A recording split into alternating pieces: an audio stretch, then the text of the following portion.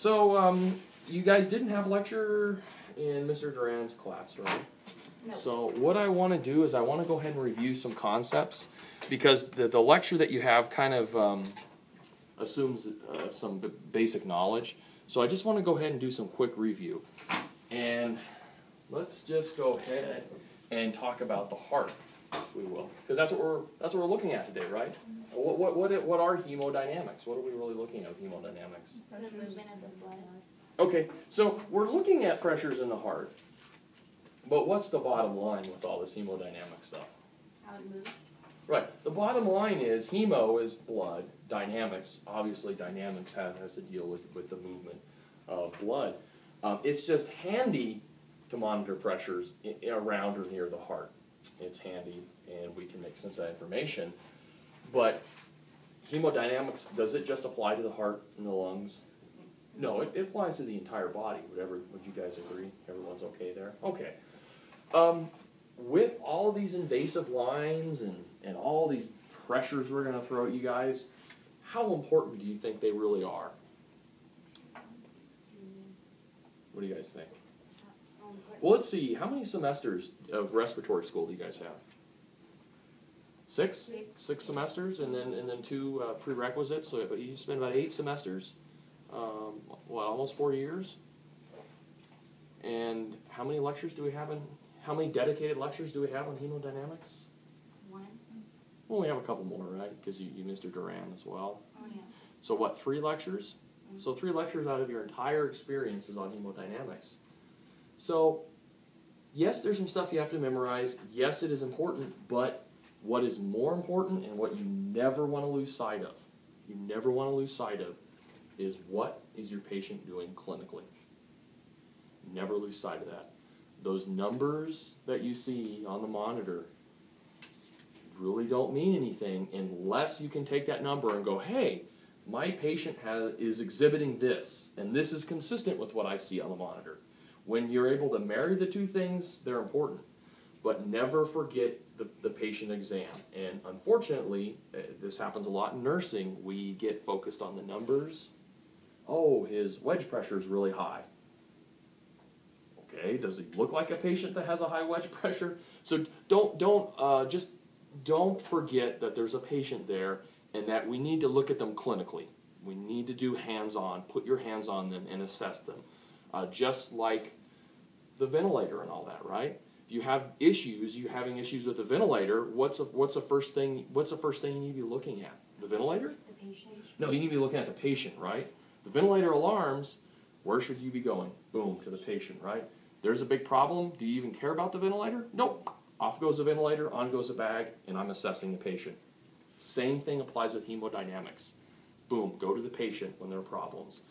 And let the patient tell you what's going on. Assess them, and then look at the monitor and go, hey, yeah, his wedge pressure is elevated and his lungs are full of fluid.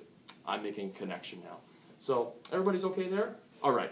Let's just go ahead and cover some basic formulas that you guys probably know. And let's just go ahead and talk about cardiac output. What is cardiac output?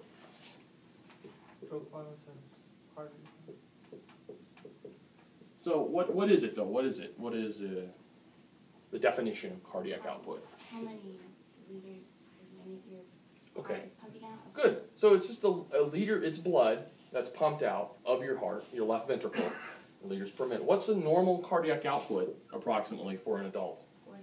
4 to 8 liters per minute. Okay, good. And what's the common calculation we often use for cardiac output? Okay, so stroke. What is stroke volume? Isn't it how much it goes out in one, like in a beat or something? What goes out of what in one beat?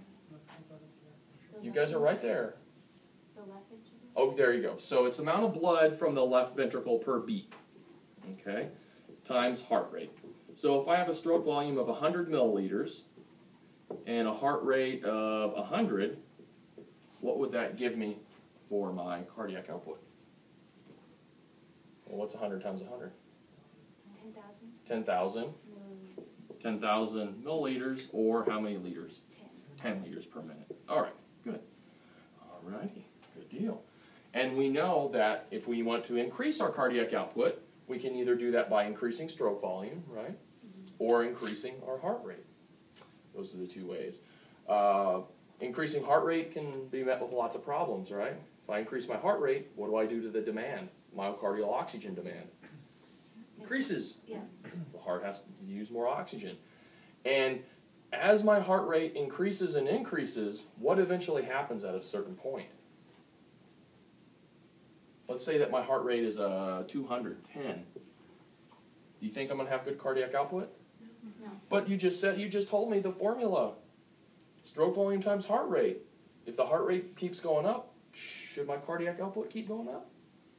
Technically, but if it's going too fast. It doesn't You have time to can't. pump up There's the blood. nothing going to come from the stroke volume. There you go, there you go. So this formula only works to a point.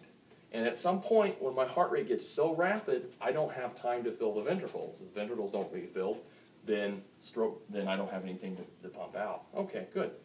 Good. Okay, so we're good on cardiac output. You guys know about blood pressure, right? That's how to assess blood pressure. We did that. Is there a special calculation associated with the blood pressure that we can do? It gives us a lot of information. What do you guys think? And it's something that we'll do a lot of in ICU. And it's something called mean arterial pressure, or the MAP. You guys ever heard of that? Talked about that? You've been in the ICU, so you've been around it enough, so hopefully there's some familiarity. And do you happen to know what the most common formula for calculating the mean arterial pressure is? So let's say I have a patient with a blood pressure of 120 over 80. 120 systolic over 80 diastolic. What will that give me for blood pressure? 102. Yeah. So the mean is an average, right? We talk about mean, that's the average pressure in the arterial system. So let's break this down. Systolic is 120, right? Diastolic is 80. You add on. How much time do I spend in systole? Do I spend a lot of time in systole? No. No, I don't actually. How much time do I spend in diastole? Longer. Okay, longer. So when we do our average, we need to do that with this in mind, that I spend more time in diastole, or I should spend more time in diastole. And the way that it goes is I spend one part in systole, okay, and 2 parts in diastole. Everybody's okay there? So with that knowledge, we can now construct a formula. Yeah. Nice. Ew.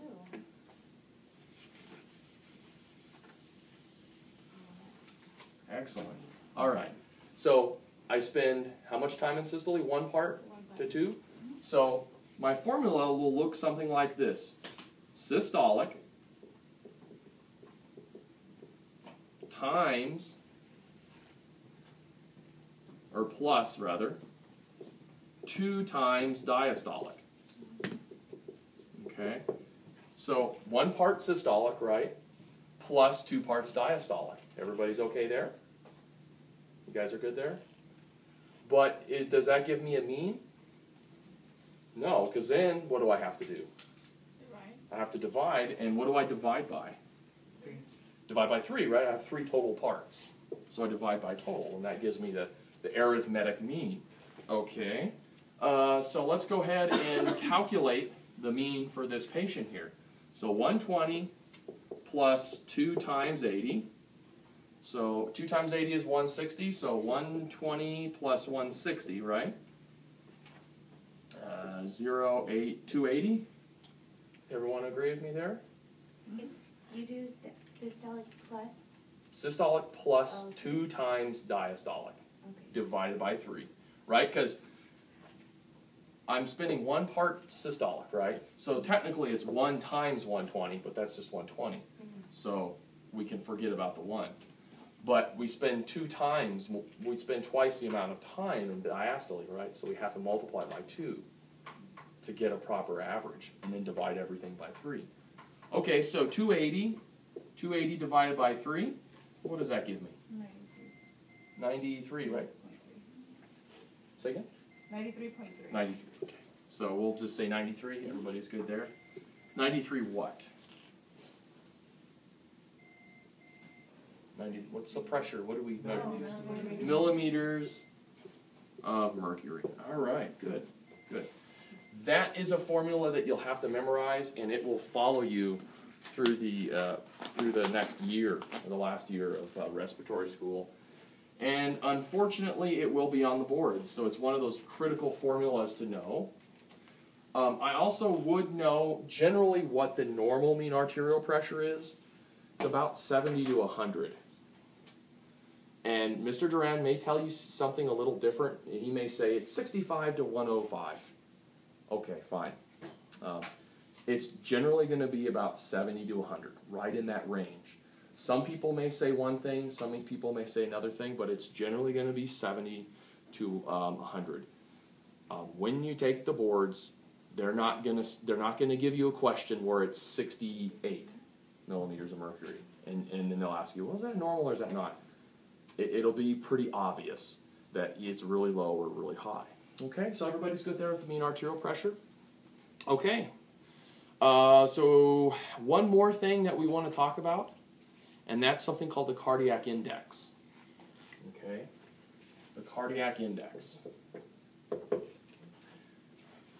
And what that is we take the body surface area of the patient, and you guys will learn here in a little bit how to calculate body surface area, so don't worry about it too much. But we take the body surface area, and what do you think we do with the body surface area? Or the cardiac output, rather. Excuse me. Multiply it by the body surface. Divide, there we go. Cardiac output divided by body surface area. And cardiac index is a really nice thing. It can tell us how the heart is doing. Is the heart putting out enough blood in relation to your body surface area? Because remember, the heart has to perfuse, right? We have to perfuse, we have to get perfusion to the distal tissues, and this gives us kind of an idea of what's going on. The normal cardiac index is actually pretty easy to memorize, the normal value. What's the cardiac output? 4 to 8. So normal cardiac output is 4 to 8. Divide that by 2, and that's the normal cardiac index. 2 to 4. So your cardiac index is going to be 2 to 4. Very low cardiac index generally indicates there's something going on with your heart. Your heart is not, you don't have enough cardiac output to perfuse the body surface area. That's the way I look at it. Is it like liters too, or is it liters also? No, it's not. It's just a number. Because cardiac output is liters, right? Right. And then body surface area is, I believe that it's in square meters. So it's liters per square meter. It's a very weird unit. But as long as you know the number, and you know that a very low cardiac index means that your cardiac output is very low in relation to your body surface area. Your heart is not, the way I look at it, is not perfusing that body surface area very adequately. Okay. So let's go ahead and look at the heart here real quick. And just talk about where we get all these numbers from. So, you guys know my art by now, right? Yeah. You know my art isn't particularly good. So, what I want you guys to do is I want you to imagine that this is a heart here. Okay? It's a heart-shaped box. Or a box-shaped heart, rather. And we have 4 chambers in the heart. Would you guys agree? I have, starting here, the right atrium. The right atrium. Down here I have what? The right ventricle. Okay, what do I have here? Left atrium. What do I have here? Left ventricle. Okay, I have some valves as well, right? I have a valve right here between the right atrium and the right ventricle. What is that valve called? The tricuspid, right? And do you guys know how to memorize the valves real easily? No. Okay. Think of this. Toilet, paper, my anus. Okay? TPMA. So the first valve is a tricuspid. Okay? And then, so blood, let's follow a little drop of blood through the heart. So blood comes into the right atrium first, right? And it comes in from the vena cava. and then the right atrium contracts and pumps blood down into the right ventricle. And the blood will go through the tricuspid valve first. The right ventricle pumps the blood out to where? The pulmonary artery. And what valve do we go through there? What valve? Yeah, what valve do we go? Mitral valve. No. Pulmonary artery? The 7-1. Toilet, paper. What do we call that valve? Pulmonary artery. What valve is that called? Pulmonary artery. It's called the pulmonic valve. The pulmonic valve. Okay? So we go through the tricuspid first. Right? Drops down in the tricuspid. The right ventricle contracts, pushes the blood through the pulmonic valve into the pulmonary artery, right? The blood goes through the lung. It gets oxygenated. And then it returns to the heart via what?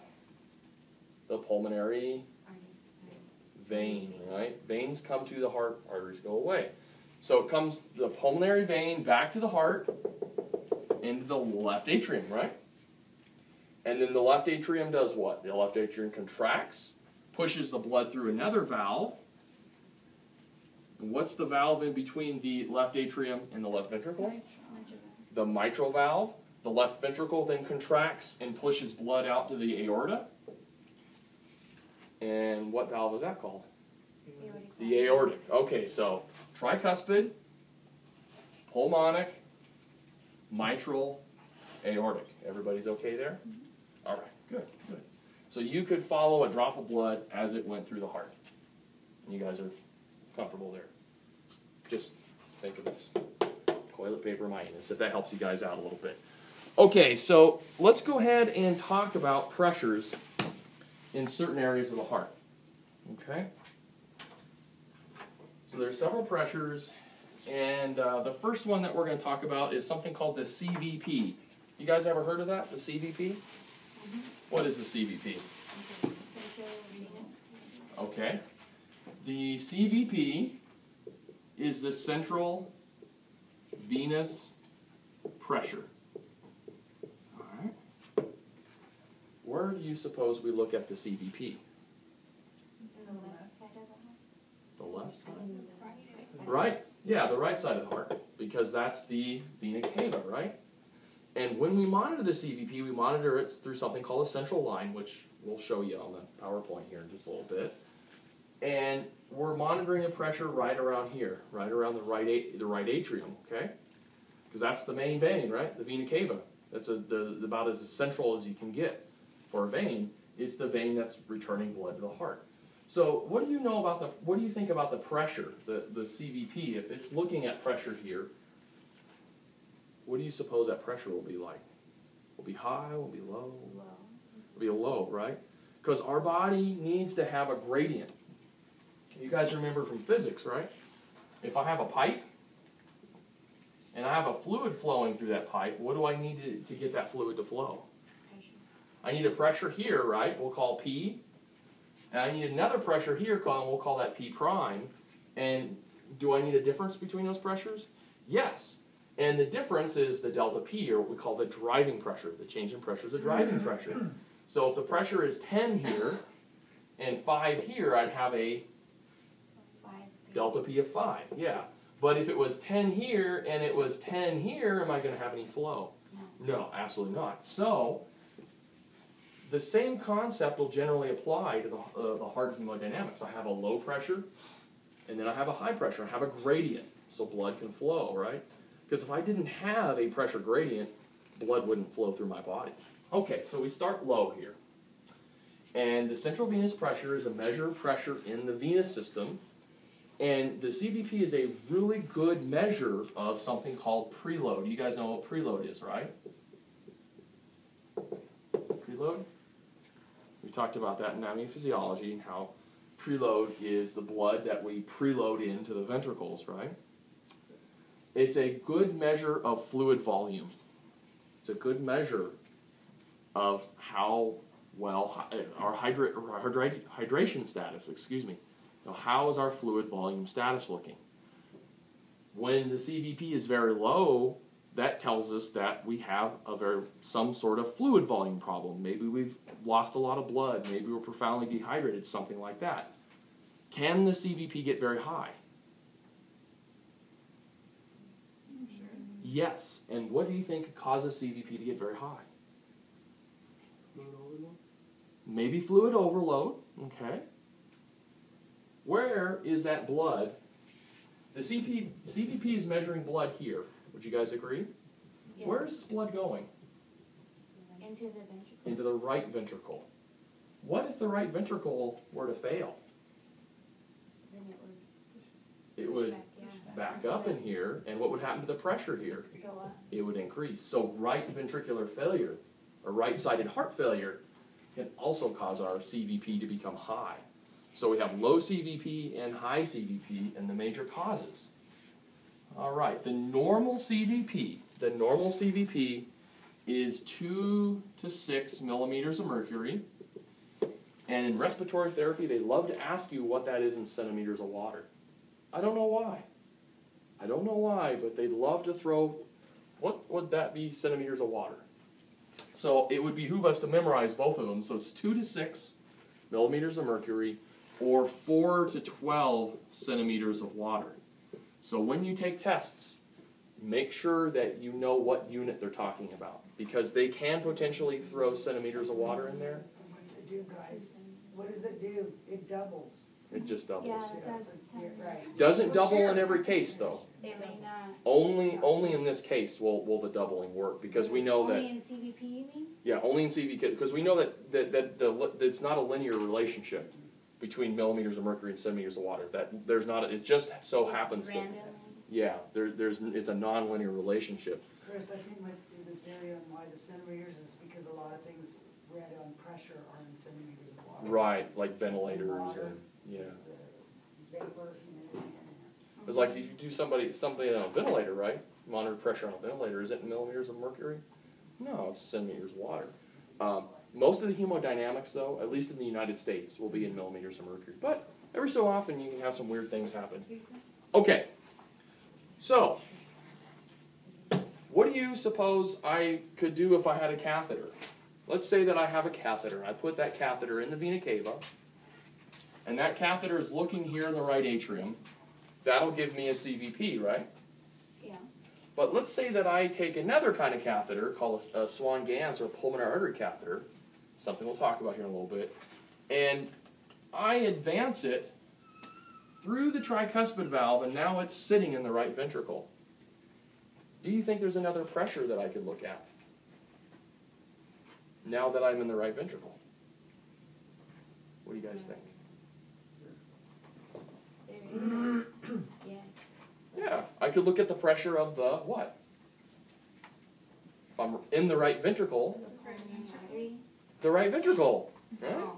I'm in the right ventricle, Right? right? Don't make this harder than it needs to be. Don't make it any more difficult than that. So I now have a catheter in the right ventricle. Can I look at the right ventricular pressure? Yeah. Sure, absolutely.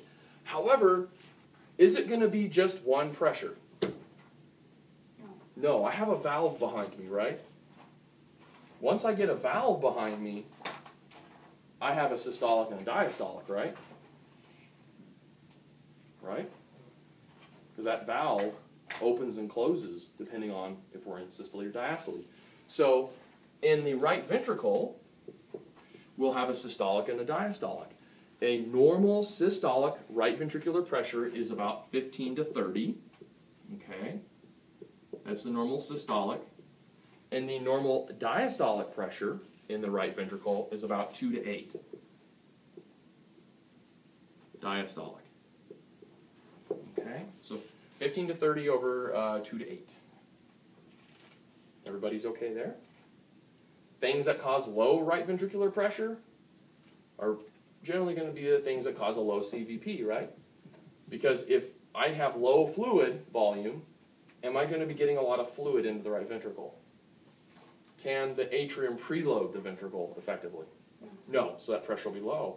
If the right ventricle is failing and fluid is backing up, what do you suppose will happen to this pressure? Will it drop? No, it'll go. It'll increase because I'm having backup. Okay, so right ventricular failure can cause increased right ventricular pressures. So you see the same things. That will also cause an increase in CVP. Yep. Right? The same things that increase and decrease CVP are generally going to be the same things that increase and decrease right ventricular pressure, right? Because we know the CVP, we need to have CVP in order to have RV, right? This preloads the right ventricle. So it makes sense that these go up and down together for the most part. Everybody's okay there? Okay, so now I take that catheter and I advance it, and where's the next place it's going from the right ventricle? It's going to go through the pulmonary valve, or the pulmonic valve, and where's it going to go? Won't go in the left atrium, but where will it go? It'll go in the pulmonary artery, right? It'll go in the pulmonary artery. And what's the other name for the Swan-Ganz catheter? A pulmonary artery catheter. Pulmonary artery catheter. So that's where we want it to go. So now, can I look at another pressure? Now that I'm in the pulmonary artery, what do you guys think? Wedge pressure. Okay, I can look at the wedge. What else can I look at? Think simple. Artery pressure. Pulmonary artery pressure. Yes! You guys got it. Okay, so now that I'm in the pulmonary artery, can I not look at the pulmonary artery pressure? Yeah, sure I can. The pulmonary artery pressure. Okay. So what does a pulmonary artery pressure tell us? And this is where up to this point everything's been really intuitive, right? CVP, right ventricular pressure, not a big deal. I understand that. Pulmonary artery pressure, what is a pulmonary artery pressure looking at?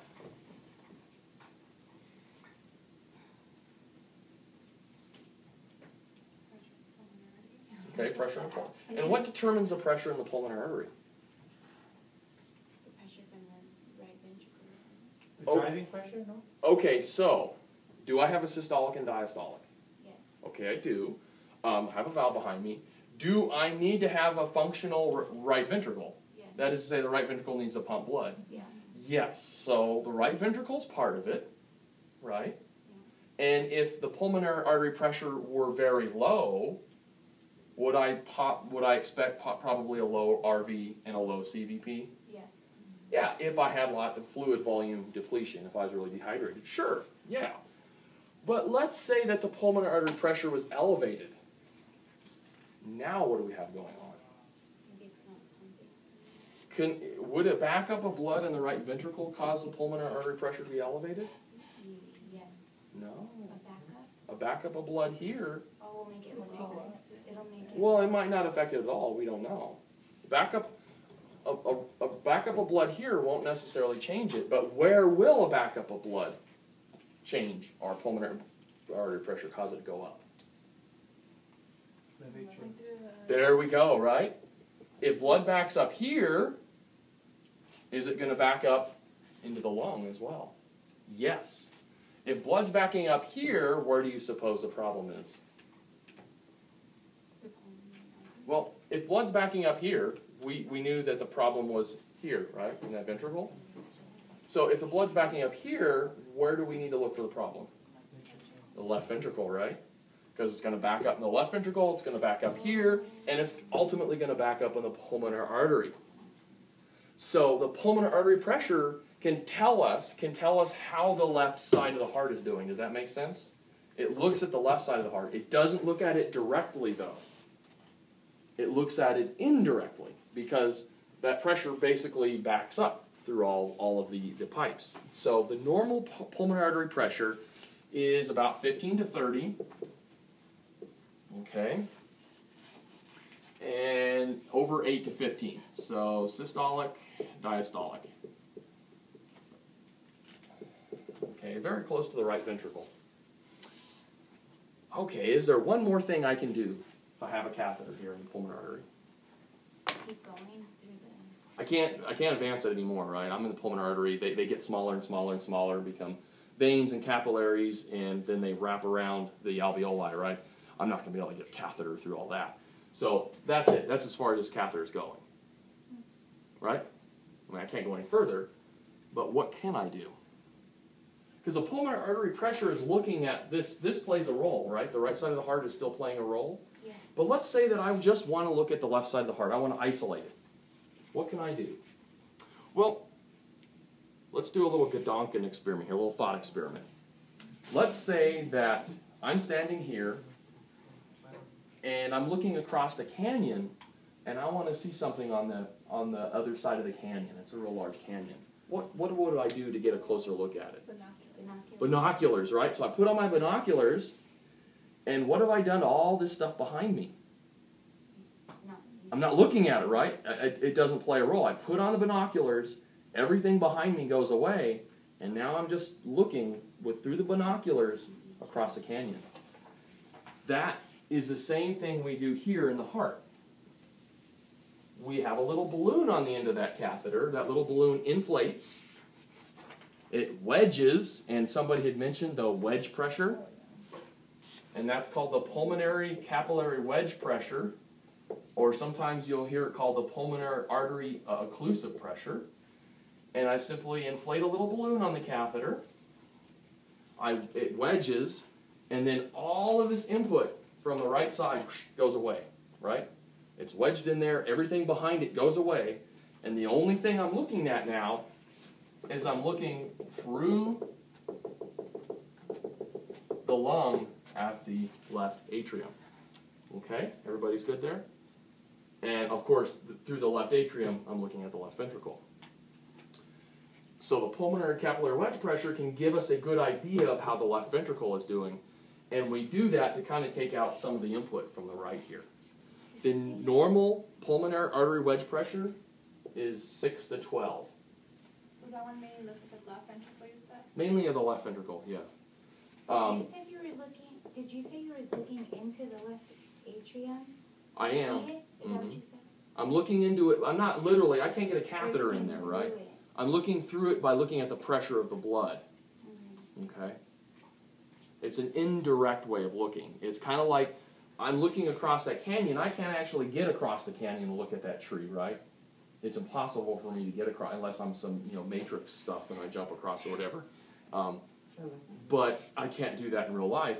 So the best thing, the closest I can get is to put my binoculars on and look at it.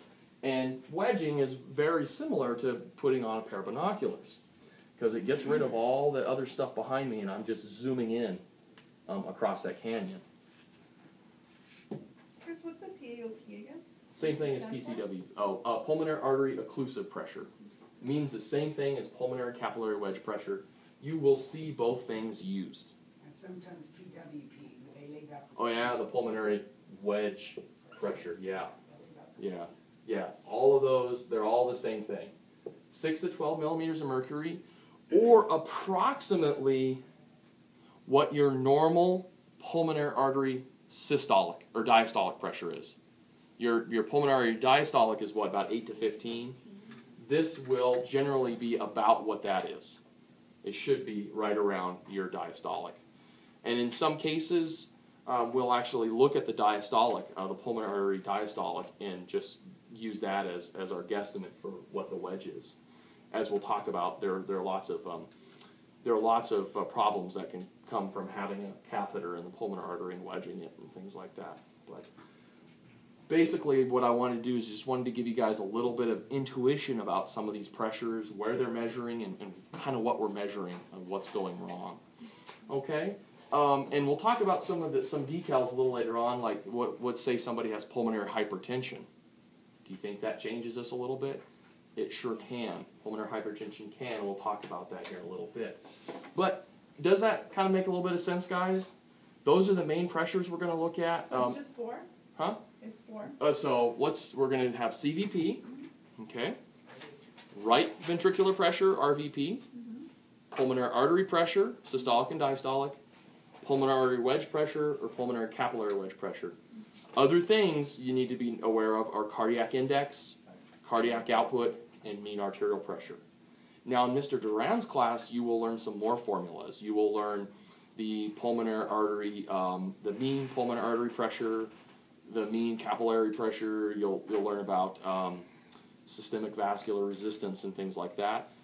You will cover all those formulas in Mr. Duran's classes, but for now, you know, because this is your first basic introduction to hemodynamics, these are the things that are most important, very critical.